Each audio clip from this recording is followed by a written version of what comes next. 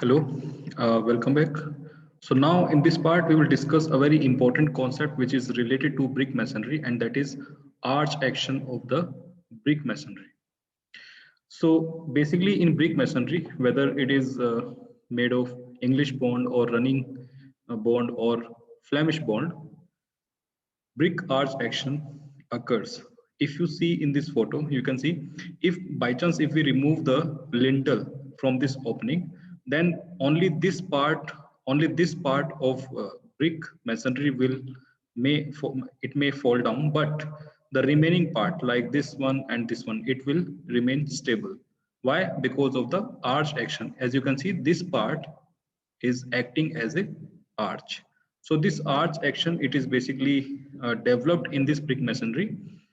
So now we will be talking about this brick masonry arch action, because ultimately we have to design lintel beam and we have to assess how much load on the lintel will come when we provide lintel beam at the opening. So this arch action uh, can be understood by this diagram. So sufficient height when sufficient height from the lintel level is available, and if sufficient amount of brick masonry is available on the left hand side and on the right hand side of the opening, then the brick arch action will form. So as you can see, load is dispersed at an angle. So because of that, the arch action develops, and as you can see, load is coming like this. So at this point, it will have two component. So the reaction will have basically to resist this load.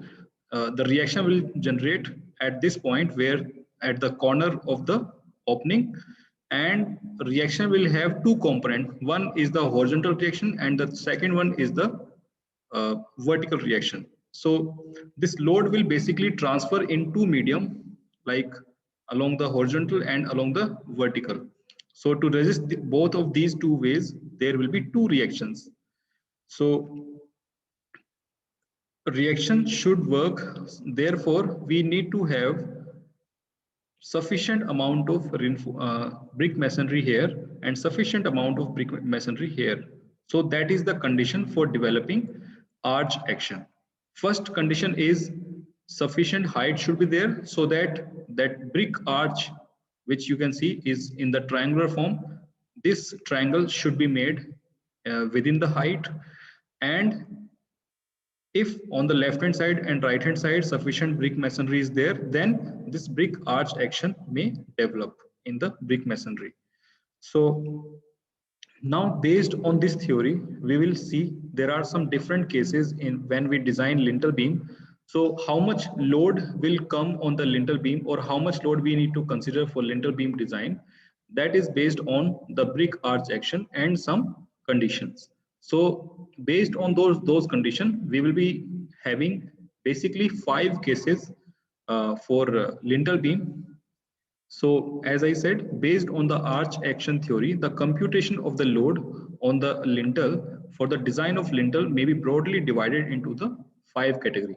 So first category is when the length of wall on either side of the opening is more than half the effective span of the lintel. That is the first case. Second case is when the length of wall on one side of the opening is less than half the effective span of the lintel, which means on one side it is, amount of brick masonry is available on one side, sufficient amount of brick masonry available there, and on the other side less brick masonry is available. So that becomes case 2.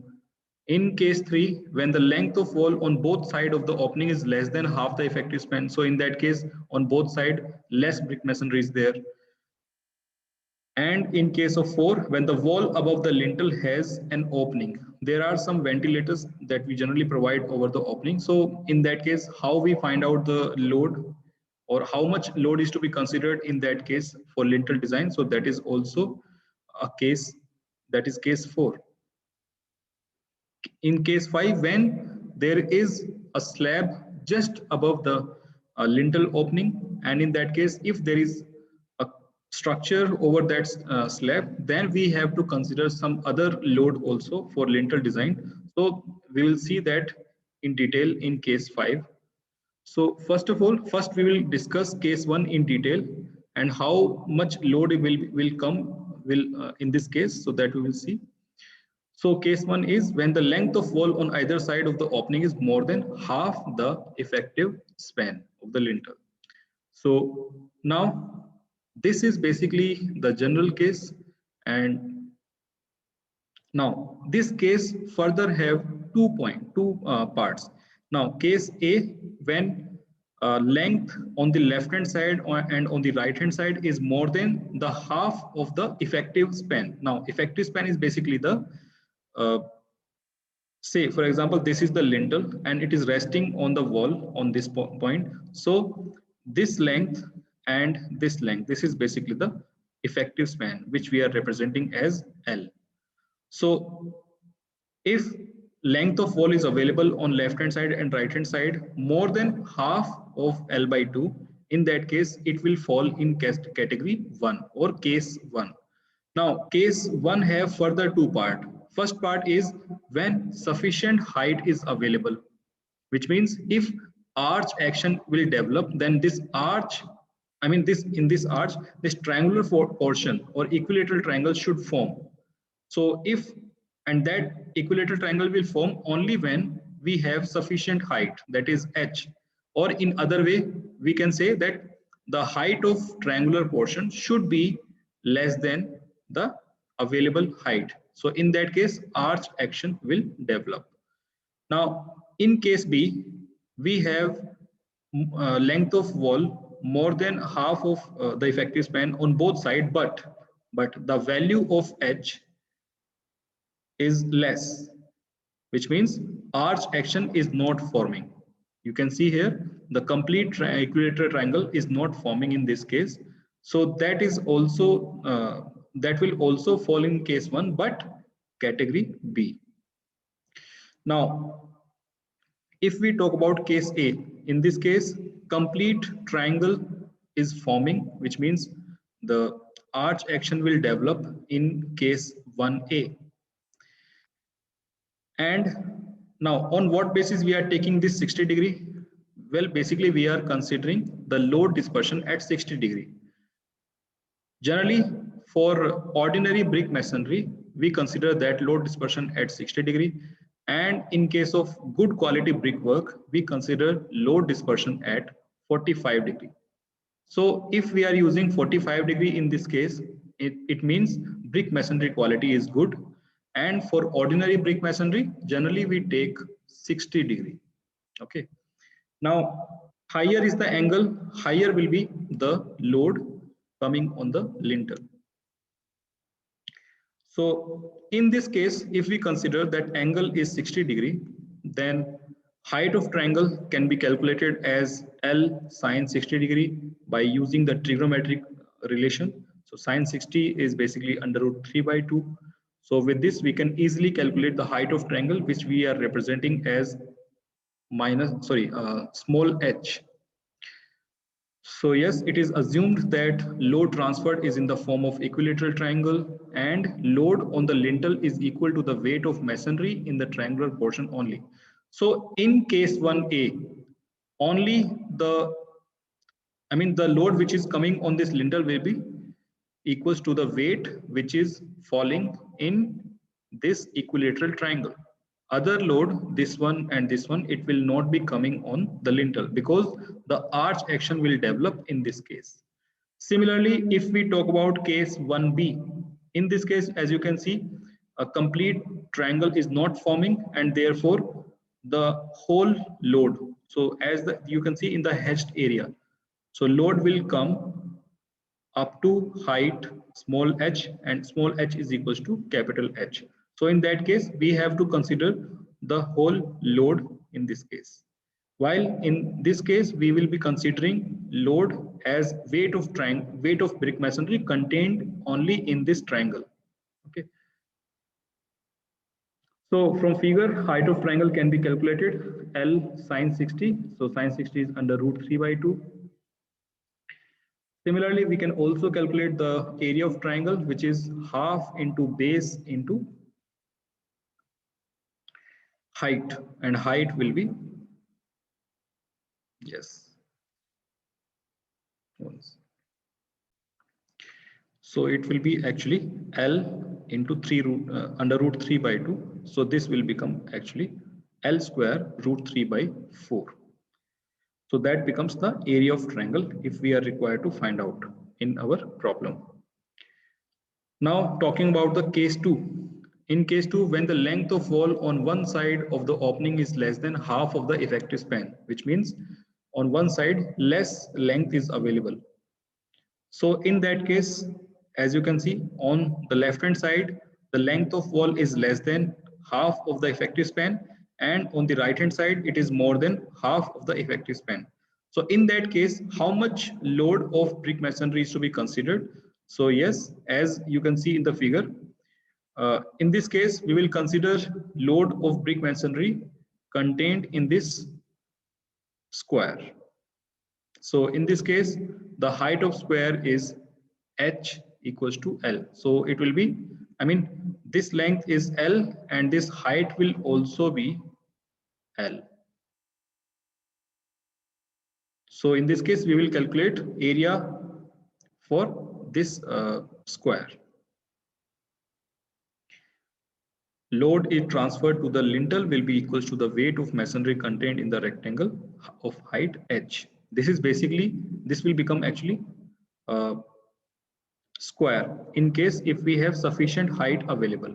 If by chance sufficient height is not available, so in that case h will become equivalent to capital H. Otherwise, if it is sufficiently available, then in that case h will be equals to capital L, which is the effective span of the lintel. So that is case 2. In case 3, when the length of wall on both sides of the opening is less than half the effective span of lintel, which means on both sides sufficient length of wall is not available, and because of that arch action will not develop, and therefore what we do is we will be considering load, I mean the load in this case, load which will be coming on the lintel will be equivalent to this one. So in that case, whatever is the height above lintel, brick masonry containing in this height will be considered as the load coming on the lintel. So that is what I have written here. In that case, the load acting on the lintel will be equals to the weight of masonry contained in the rectangle of height h equal to the full height of wall. So whatever is the height, it will be equivalent to it. Now coming to the case 4, when there is an opening. Now, as you can see, sometimes we provide ventilator above opening. So in that case, if we have to find out how much load will be coming on the lintel, so first we have to see whether sufficient height is available. So for example, if sufficient height is available, then we try to draw that equilateral triangle.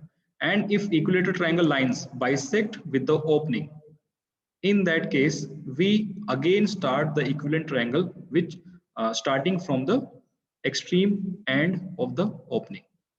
So in that case, the load which will be coming on the lintel will be within this area. So that is the area that we have to consider in our design. So this triangle plus brick masonry in this area. So we have to consider all this for the load calculation. So as written here, if the wall above the lintel has opening for ventilator, etc., and such openings are so located as to intersect the sides of the dispersion triangle, in such cases, the load transferred to the lintel is taken equal to the weight of masonry contained in the area formed by drawing the dispersion lines at 60 degrees from top edges of the opening. So we will be considering all this area.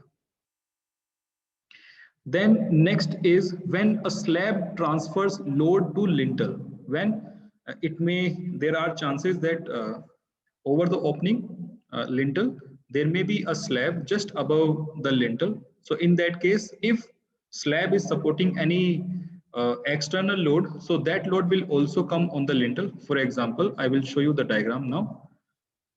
For example, if this height is very less, and the equilateral triangle is not forming within this height, so in that case, if a slab is passing and over the slab, if there is a construction, so this triangle, so then the equilateral triangle will form on this wall by chance if there is a wall. So in that case, the load which will be coming on the lintel will be equals to the sum of load W1. Now load W1 will be equals to the weight of brick masonry contained in this rectangle. Second load will be the weight of slab, and third load will be the weight of brick masonry contained in this triangle. So in that case, the load which will be coming on this triangle, sorry, on this lintel beam will be the sum of W1, W2 and W3. So that is what I have written. If, however, the slab intersects the dispersion triangle, three types of load are transferred to the lintel, and in that W1 will be the W1 will be the weight due to the weight of masonry contained in the rectangle of height H1, this one, equal to the height of slab above the lintel. W2 will be the load carried by the slab in length L, and W3 is due to the weight of masonry contained in the equilateral triangle above the slab. So this is a very rare case when there may be a wall above the slab. So if this rare case occurs, then in that case we will take these three loads. So that is the cases which may fall while designing the lintel beam. So in the design of problem, we will try to see how we identify which case is falling in our case. So now we will see some basic rules, some basic thumb rules for designing lintel beam. As I said earlier, that lintel beam is basically a small beam, and therefore the design concept or design formulas will be used similar to and the same process will be used to design this lintel beam as we generally design singly or doubly normal beams. So in the basic rules, first thing is the size of lintel, because the depth of lintel is generally less than normal beams. So therefore size of lintel beam is sometimes taken from the thumb rule. Now, generally width of lintel beam, like lintel beam will something look like this. So generally this width is generally equivalent to the thickness of the wall, because this lintel will rest on the wall, and therefore width is generally equals to the width of wall. So for example, if we are placing lintel on 230 mm thick wall, in that case B will be equivalent to 230 mm. Similarly, next is the depth. Depth is also estimated by using a thumb rule. Generally, it is span by 12 for opening having width up to 900 mm. So if the opening is around 900 mm or less than this value, in that case sometimes we find out depth, or we try to estimate depth of lintel beam by using this thumb rule as span by 12. Or our main intent, or generally what we do is we generally use lintel depth equivalent to one brick layer or one brick course. So generally the size of brick in one course is generally 70 mm for a traditional brick, and 10 mm is the mortar. So in that case we can consider 80 mm depth for a lintel beam in case of opening up to 900 mm. Now what will be the depth of lintel beam if the opening is more than 900 mm? For that also we will be showing you, I will show you the thumb rule. In that case, for example, if the span of the opening is 1.2 meter. So in that case, roughly we take lintel depth as 150 mm. So this is basically a thumb rule on which we are estimating the depth. Although while designing, we check whether this depth is sufficient or not. So for initial estimation, we use this thumb rule. For example, for opening size up to 900 mm, we can take a depth of lintel beam up to 80 mm. Now, for example, if opening width is increasing, say for example, if it is up to 1.2 meter, we can consider lintel depth up to 150 mm. Now, if the opening width is more than 1.2 meter, so for that, what we can do is for every additional 30 centimeter span, we can add 2.5 centimeter in the depth. So for example, for if we add 1.2 meter, I mean, if we add 30 centimeter in this 1.2 meter, then it becomes 1.5 meter. So if the width of opening is 1.5 meter, so in that case, initial depth of lintel can be 150 plus 2.5 centimeter becomes 225 mm. So in that case, it becomes 175 mm.